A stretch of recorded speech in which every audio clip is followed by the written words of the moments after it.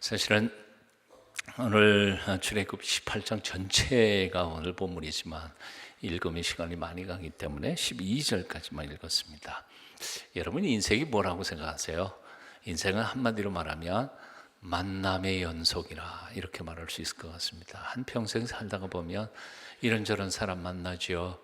그리고 그 만남을 통해서 나의 인생이 결정되고 또 부요해지기도 하고 어려워지기도 하고, 만남을 통해서 우리는 행복하기도 하고 불행해지기도 하고 그렇습니다.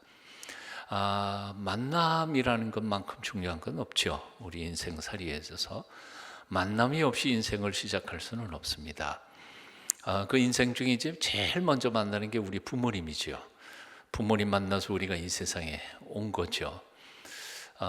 어떤 부모님을 만나서 인생을 시작하느냐에 따라서 그 인생이 부유해지기도 하고 가난해지기도 하고 그렇습니다. 부잣집 외동딸로 태어나 봐요. 처음 인생의 시작이 참 부유하고 행복할 수 있으리라 생각합니다. 물론 부잣집 외동딸로 태어났다고 해서 인생 전체가 항상 행복해질 거라는 보장은 하나도 없어요. 하여튼 인생의 시작은 그렇다는 거죠.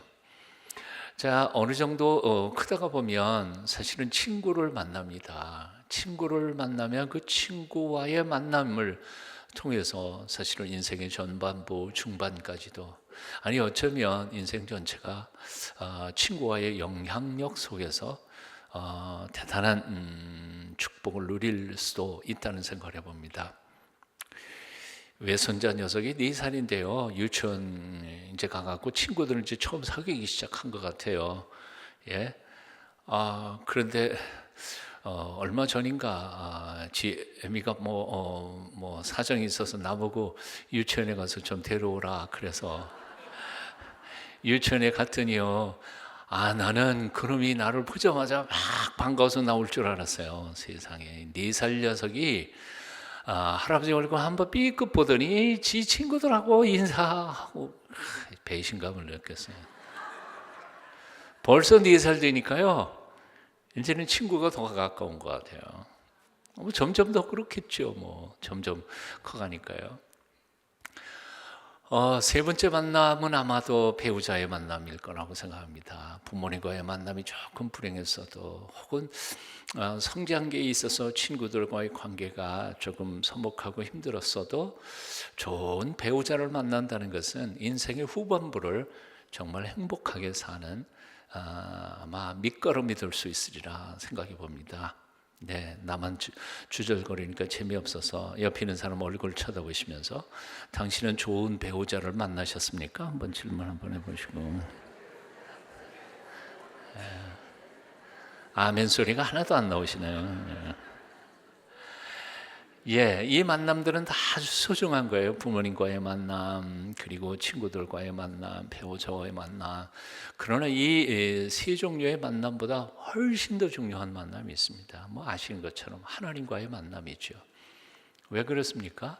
하나님은 우리 인생의 시작과 끝을 쥐고 계시는 분, 시작과 끝만 쥐는 분이 아니라 사실은 인생을 처음부터 끝까지 살아가는 모든 삶의 여정 속에서 하나님이 나의 인생을 결정하시는 분이 하나님이시기 때문에, 그 하나님을 만나기 전까지는 인생이 뭔지도 몰라요. 삶이 뭔지 죽음이 뭔지도 몰라요.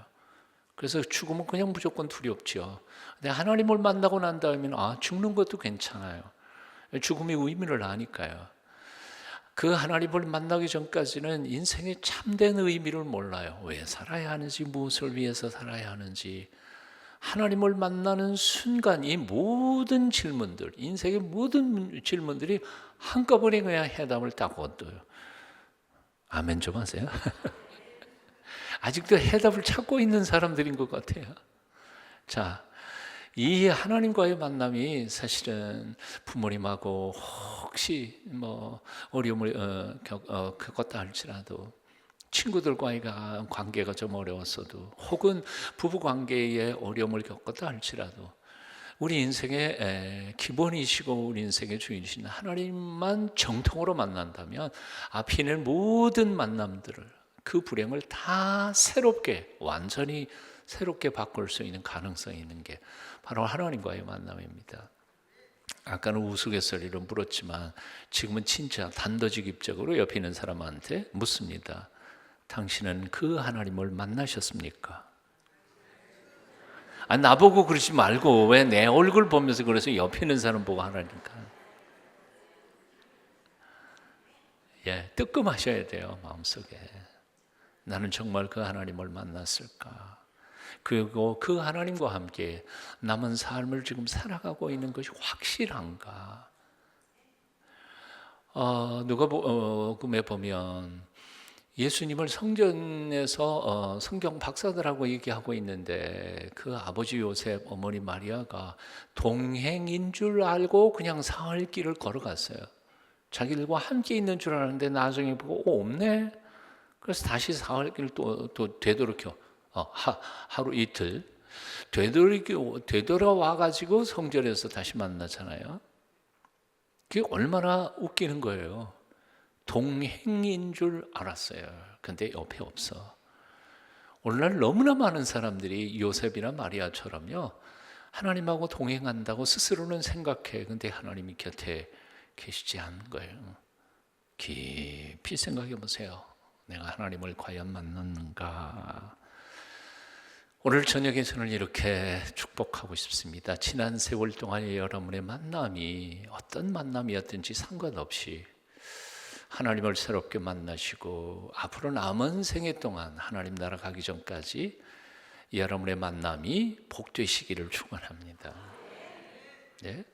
자기 자신과 그리고 친구와 신앙의 동지들과 그리고 배우자와 하나님과의 만남이 복되기를. 자, 하나님과의 이 만남이 행복해지는 비결 몇 가지가 있습니다. 첫 번째는 만남을 복되게 만드는 것은 사랑입니다. 사랑만이 만남을 복되게 만들어가는 거예요. 자, 모세의 장인 이드로와 그리고 모세가 다시 만납니다. 그리고 아마도 애굽에서 바로하고 싸울 때 너무 힘들다가 보니까 아마 가족들이 위험에 처할 수도 있을 것 같으니까 아마 애굽에서부터 자기 아내하고 아들들을 이제 처갓집으로 보냈던 것 같아요. 이제 보냈는데 여기서 이제 장인과 아내와 아들들이 모세를 만나러 다시 온 거죠. 그러니까 그게 몇 년이 됐을지 모르겠어요. 몇 개월 됐을지 모르겠는데 여하튼 상봉을 여기 한 겁니다.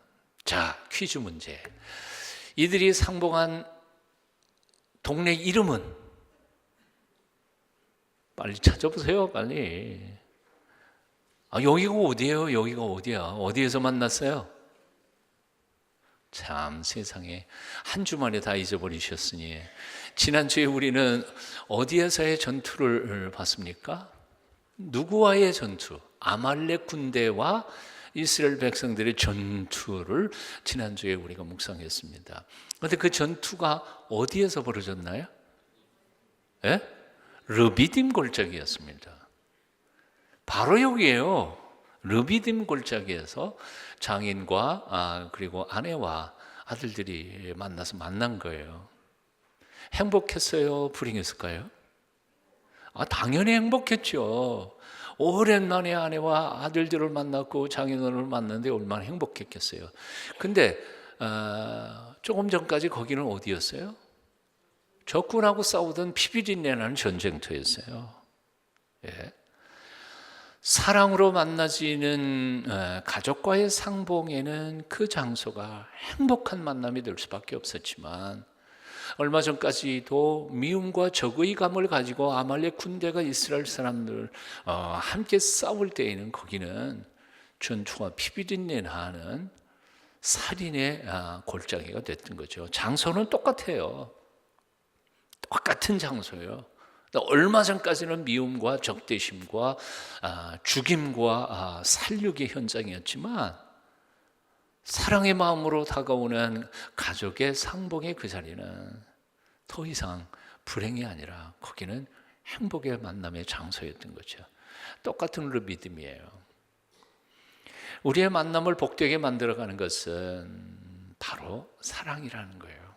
사랑으로 만나지는 모든 만남은 장소가 어디든지 상관없어요. 조건이 뭐든지 상관없어요. 예? 그것은 행복한 만남이 되는 줄로 압니다. 하지만 아무리 조건이 좋고 환경이 좋다 할지라도 미움과 적개심을 가지고 만나는 그 만나면 결코 행복할 수가 없어요.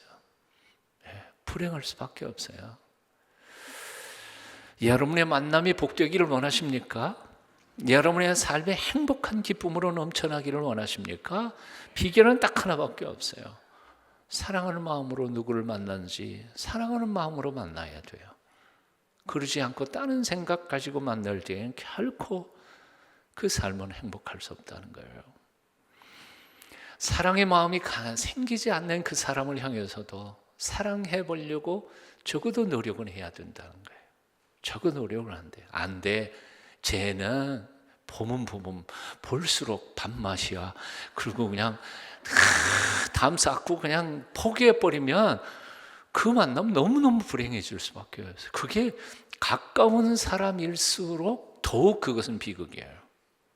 그런데 참 이상하잖아요. 그리고 옛 말들이 참 그런 게 하나도 없어요. 한번 따라해 보실래요? 사랑이 미움이 되다. 그거 어떻게 그렇게 돼요? 사랑하는 사람이 막 돌아서면 미움이 되면 이건 걷잡을 수가 없는 거예요. 네? 제일 미운 사람이 누굴 것 같아요? 제일 뜨겁게 사랑했던 사람이 제일 미운 사람이 돼요. 제일 용서가 안 되는 사람이 누군지 아세요? 친정엄마하고 딸이에요. 그렇다니까요. 이 심리학 상담의 결과예요. 아버지하고 아들하고 제일 미워한다니까요. 용서가 안 되는 거예요, 이거는. 한번 비틀어지면요. 자, 어떻게 하든지 사랑해 보려고 노력하지 않는 한 그 관계는 행복할 수가 없어요. 근데 많은 사람들이요, 착각하는 게 있어요. 만남이 불행하다고 생각해요. 그리고 그 만남을 불행하기 때문에 도저히 이것은 회복할 가능성이 없다 그래서 취하는 첫 번째 방법이 도피하는 거예요. 도망가는 거예요. 그 미운 사람 안 보는 거예요. 그리고 안 만나는 거예요. 그러면 안 보면 난 행복해질 거라고 생각하는데 실제로 그럴까요? 그렇진 않아요.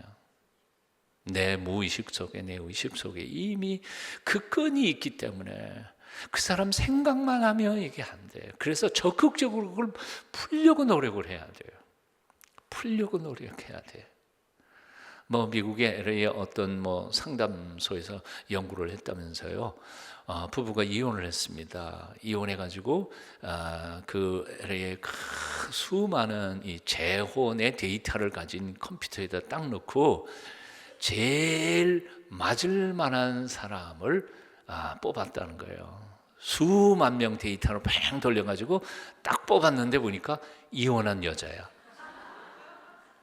그러니까 그 얘기가 무슨 얘기예요? 해봤자 소용없다는 거예요. 해봤자 소용없어. 이 사람은 안 맞으니까 내가 도망가면 다르게 행복한 만남을 새로 만들어낼 수 있을 것 같은데 그럴 수는 없어. 지금 만나는 그 사람과의 행복을 만들어내지 못한다면 다른 사람, 수없는 사람을 많이 만나도 행복할 수는 없는 거예요. 그러니까 도망가지 말라는 말이에요. 어떻게 해요? 사랑해 보려고 노력하는 거예요. 사랑해 보려고. 그런데 놀라운 것은요, 이래요. 한번 따라해 보실래요? 이해되면 사랑할 수 있다. 원리예요. 그러니까 어떤 며느리가 그런 거예요. 시어머니 너무너무 그냥 요즘은 그럴 수가 없는데 시어머님이 세상 변한 줄 모르고 당신 시어머니한테 당했던 걸 그대로 며느리한테 하려고 그러는데 요즘에 며느리들이 그렇게 당하는 며느리가 어디 있어요, 세상에. 내가 하도 그렇게 당하다 보니까 참 억울하고 그래서 정말 한바탕 하려고 그러다가 그래도 예수 믿는 사람이니까 한번 물어봤대요. 하루는 앉아가지고 시어머님 지난 시집살이 얘기를 들어본 거예요. 근데 다 듣다가 보니까 시어머님 불쌍해지더라는 거죠. 이해가 되더라는 거예요. 이해가 되니까 그래도 우리 어머님은 당신이 당한 거에 절반도 안 하는구나 나한테. 이해가 되니까 그 다음에 관심이 가고 사랑이 가고, 그래서 서로 이해되는 거죠. 며느리는 또 자기 자라온 친정에서 곱게 자라온 자신의 얘기 또 들려주면 시어머니는 또 이해가 되는 거고요. 이해가 되면 사랑할 수 있어요. 근데 가장 궁극적인 건 바로 이런 겁니다. 이해가 우리를 사랑하게 만드는 게 아니라 사실은 믿음이라고 생각해요. 요한일서에 있는 말씀 기억하시잖아요. 사랑하는 자들아 하나님이 이같이 우리를 사랑하셨은즉, 이같이 우리를 사랑하셨다는 게 뭐예요? 예수님께서 자기를 못 박는 자들을 위하여 그들을 용서하시면서, 아버지 저들의 죄를 용서해 주세요. 왜요? 저들이 몰라서 그래요. 몰라서 그래요. 모르면 할 수 없는 거지요. 몰라서 그래요. 그러니까 다 용서해 주세요. 자기의 목숨을 취하고 못 박는 자들을 위해서 기도하셨던 예수 그리스도의 사랑을 우리가 깨닫기만 한다면, 그리고 그 사랑을 우리의 마음속에 받아들일 수만 있다면 세상에 용서 못할 사람이 누구고 사랑 못할 사람이 누가 있겠느냐. 결국은 우리의 사랑의 비결은 뭐예요?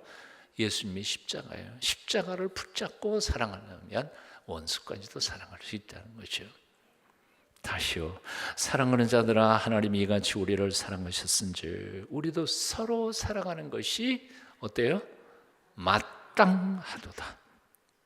어느 때나 하나님을 본 사람이 없을 때 만일 우리가 서로 사랑하면 하나님이 우리 안에 거하시고 그의 사랑이 우리 안에 온전히 이루느니라. 사랑하려고 애써 봅시다. 힘들어도요, 주님 십자가 묵상하면서 십자가 붙들고 옆에 있는 사랑, 미워 죽겠는 사랑 가지고 사랑해 보려고 애써 보십시다. 하나님께서 분명히 사랑을 주실 거고요, 그렇게 도저히 사랑할 수 없을 것 같은 사람을 사랑하고 서로 사랑하게 된 것을 경험하고 난 후에는 세상에 못할 게 없어요. 제가 이렇게 자신 있게 설교할 수 있었던 것은요, 저 정말 미워하는 사람 1년 동안 새벽 기도 때마다 사랑하게 해달라고 기도해서 기도 응답 받았다니까요.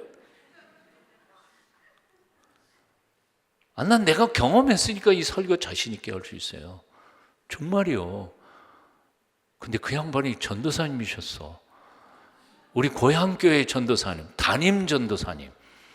주일날 나 설교할 때마다 나를 가운데 놓고 찍어 놓으셨어.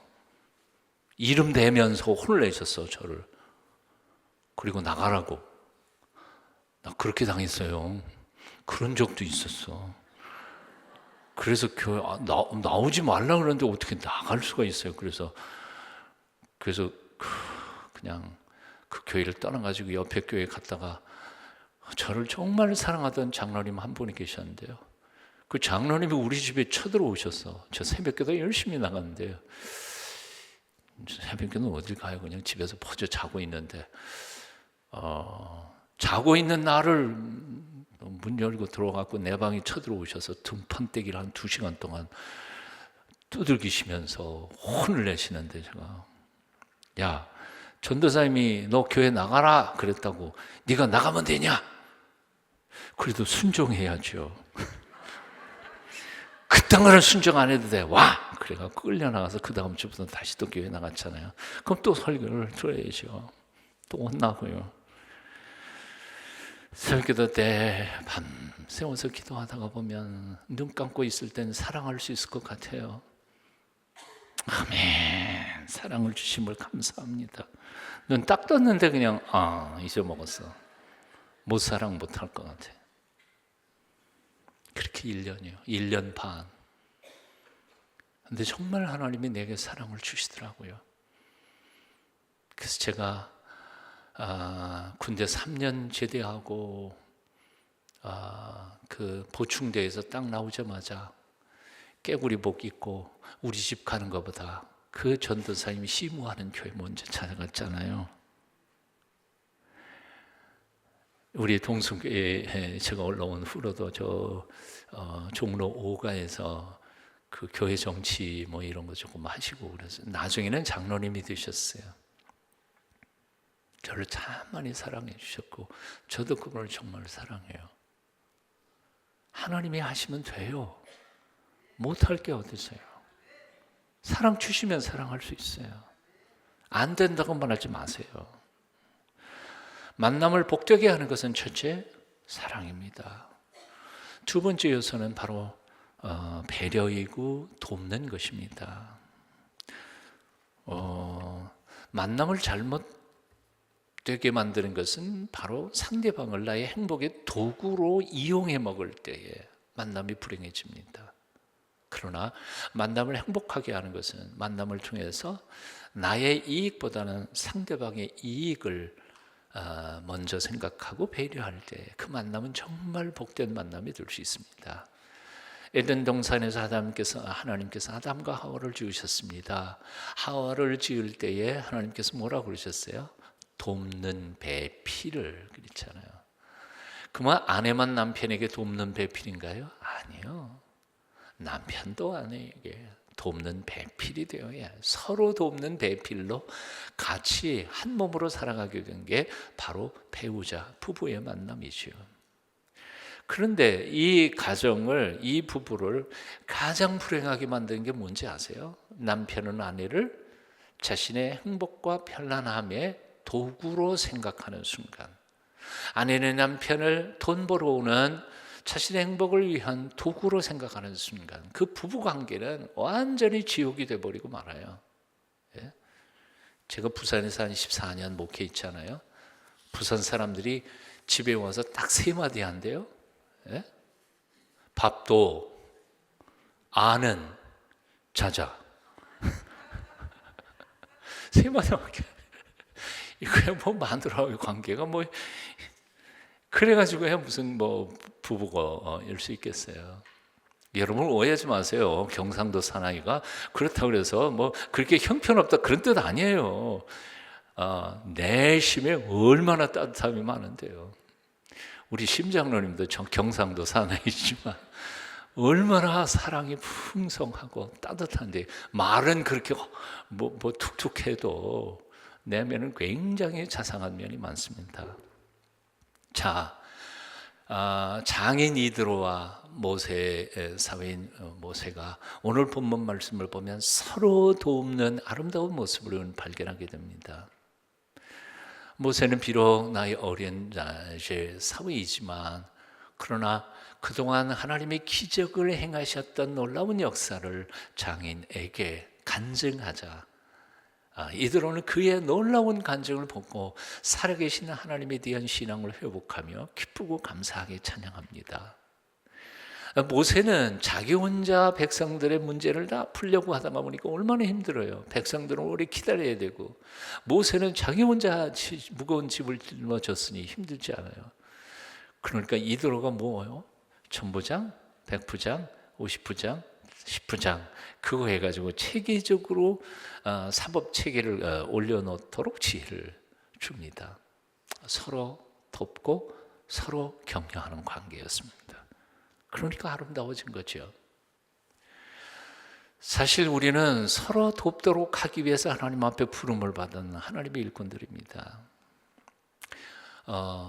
돈 있으면 돈으로 돕고요. 돈 없으면 내 머릿속에 지혜로 돕고요. 돈도 없고 지혜도 없으면 사랑의 마음과 기도로 도울 수 있고요.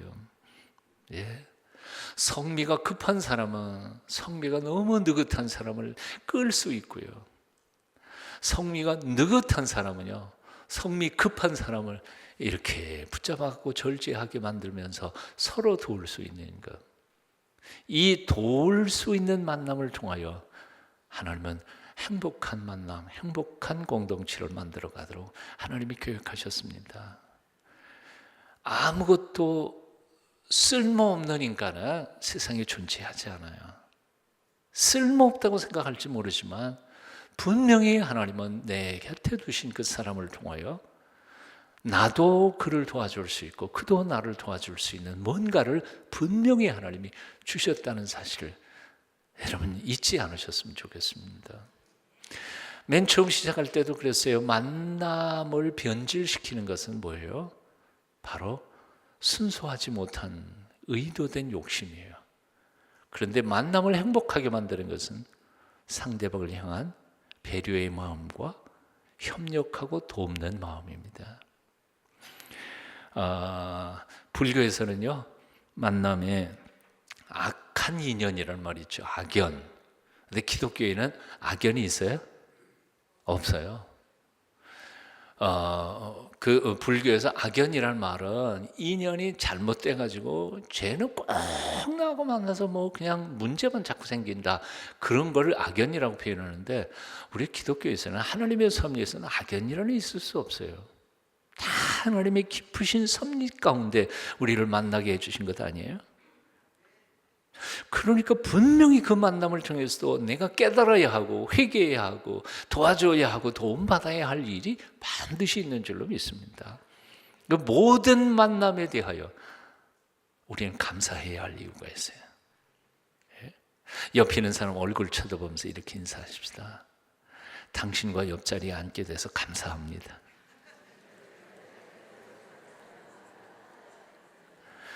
여러분, 요즘 저는 이런 생각을 해봐요. 서목사가 동순교에 온 것이 우연일까요? 우연일 것 같아요? 아니에요. 하나님의 아주 정확한 섭리라고 생각해요. 이제 와서 얘기할 수는 있어요.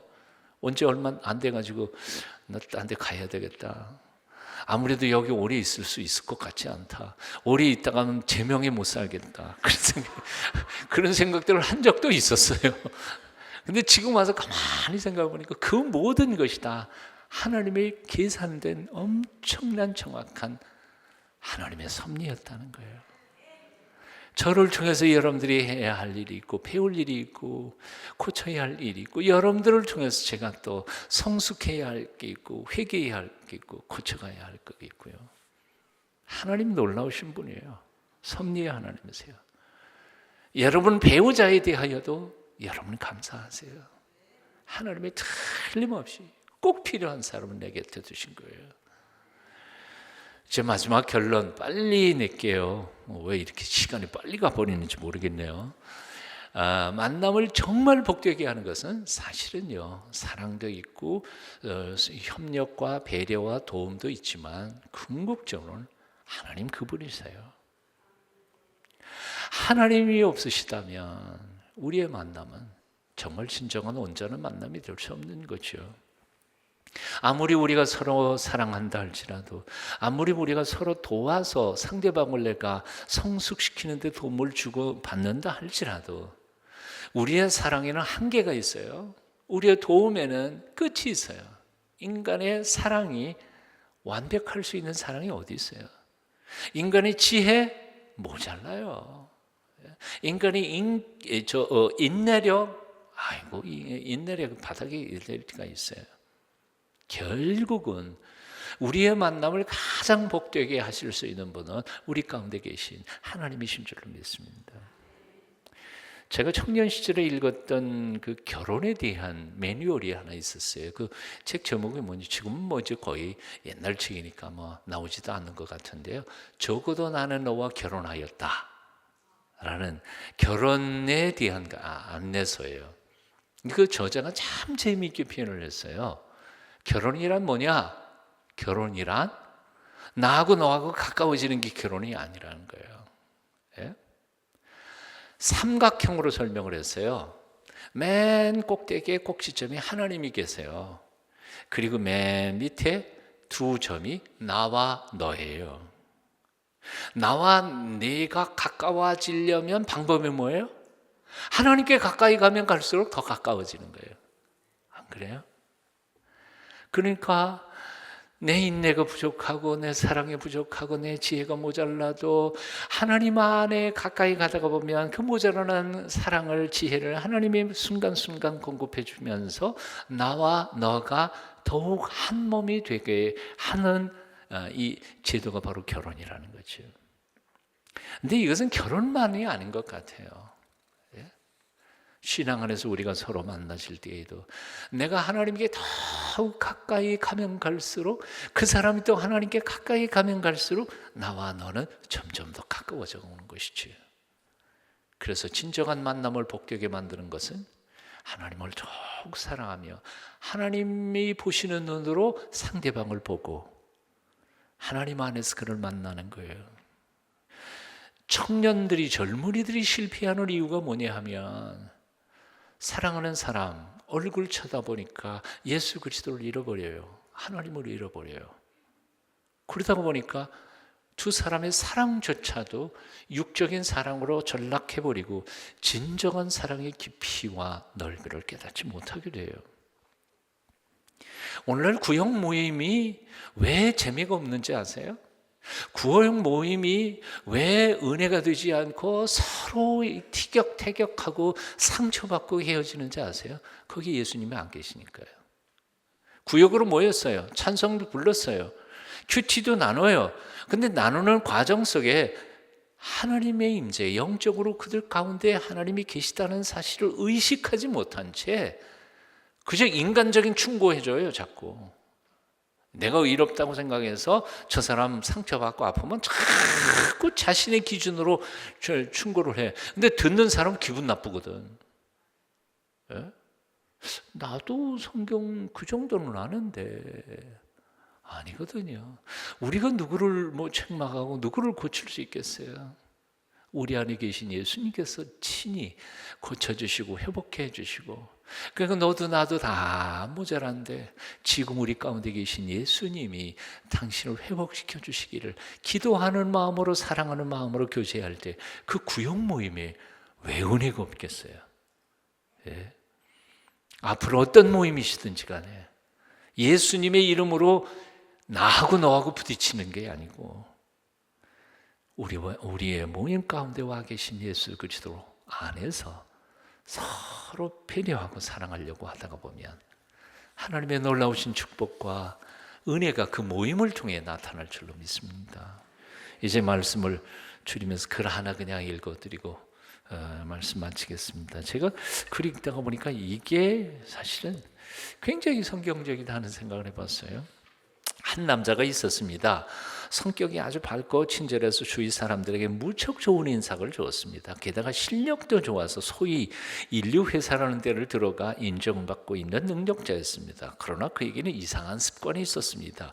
시도 때도 없이 주머니에 손을 넣고 다니는 것이었습니다. 주위 사람들은 왜 그런지 무척 궁금했지만 대놓고 묻지는 못했습니다. 어쨌든 손을 주머니에 넣고 다니는 버릇만 뺀다면 그는 거의 완벽한 사람이었습니다. 그의 여자친구도 그것이 불만이었습니다. 늘 손을 주머니에 넣고 있어서 다른 사람들처럼 씩씩하게 걷지도 못했고 또 어떤 때는 궁상맞아 보이기까지 했습니다. 그녀는 점점 그를 오해하기 시작했습니다. 저 남자는 분명히 손에 이상이 있을 거야. 그렇지 않으면 저렇게 주머니에 손을 넣고 다닐 이유가 없잖아. 결국 그녀는 그자가 아니야. 그가 불구일지도 모른다는 생각이 미련 없이 그를 차버렸습니다. 그에게 또 다른 여자가 나타났지만 그 여자도 병신인 남자와는 살 수 없느라 얼마 안 가 그의 곁을 떠났습니다. 얼마 후에 그에게 새 여자친구가 생겼습니다. 그 여자는 그를 무척 사랑했습니다. 그녀 또한 다른 여자들과 마찬가지로 그의 손에 대해 궁금했지만 차마 물어보지 못했습니다. 대신 그녀는 그의 손을 주머니에서 빼기 위한 방법을 하나 생각했습니다. 결혼을 약속하고 부모님께 인사를 시키기로 한 그날 그녀는 아버지에게 이렇게 부탁했습니다. 아버지, 그 남자에게 악수를 한번 청해보세요. 혹시 손가락이 아예 없거나 손에 큰 흉터가 있으면 어쩌나, 나야 괜찮지만 아버지는 너무 놀랄 것 같은데. 막상 아버지께 부탁을 하고 나니 마음속에 은근히 걱정이 밀려왔습니다. 드디어 그가 그녀의 집으로 인사를 하러 온 날, 그가 사랑하는 여인의 아버지와 정중하게 악수를 나누기 위해 주머니에서 손을 빼는 순간 그녀는 눈을 질끈 감았습니다. 그래, 이 남자의 손이 어떻다 해도 나는 이 남자를 사랑하리라. 몇 초가 지났을까? 아버지의 밝은 목소리에 눈을 뜬 뒤 그의 손부터 쳐다보니 그의 손은 아주 멀쩡한 게 아닙니까? 아니, 그의 얼굴만큼이나 잘생긴 손이었습니다.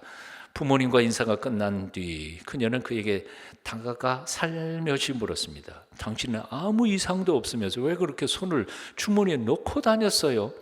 그러자 그가 붕그레 웃으며 말했습니다. 나는 단지 진정으로 사랑하는 사람의 손을 잡을 때 좀 더 따뜻하게 잡아주고 싶었을 뿐이야.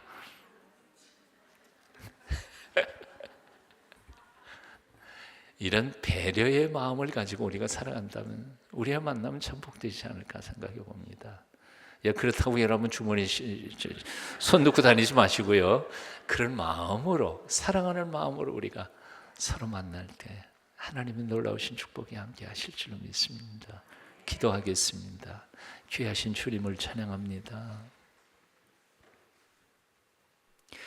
지난날 우리의 만남이 혹 실수와 잘못과 실패의 만남이었을지라도 오늘 이 순간부터, 이날부터 주님 때문에, 주님으로 인하여, 죽도록 우리를 사랑하신 그 사랑으로 인하여 우리의 만남이 복되게 만들어 주실 줄로 믿습니다.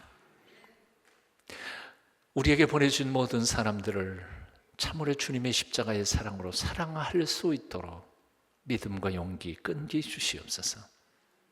내게 보내준 사람들을 나의 이기적인 욕심으로 이용해 먹으려고만 하지 않게 하여 주시고 저들을 사랑하고 행복하게 만들어 주기 위하여 노력하는 저희가 되게 하여 주시옵소서. 우리가 누구를 만나든지 그분을 통하여 우리 안에서 역사하시는 주님만 바라볼 수 있게 하여 주시고 주님이 바라보시는 눈으로 결점과 약점이 많은 사람들도 사랑의 눈으로 바라보며 만남을 복되게 만들어가는 저희들 다 되게 은혜 베풀어 주시옵소서. 예수님의 이름으로 간절히 기도하옵나이다. 아멘.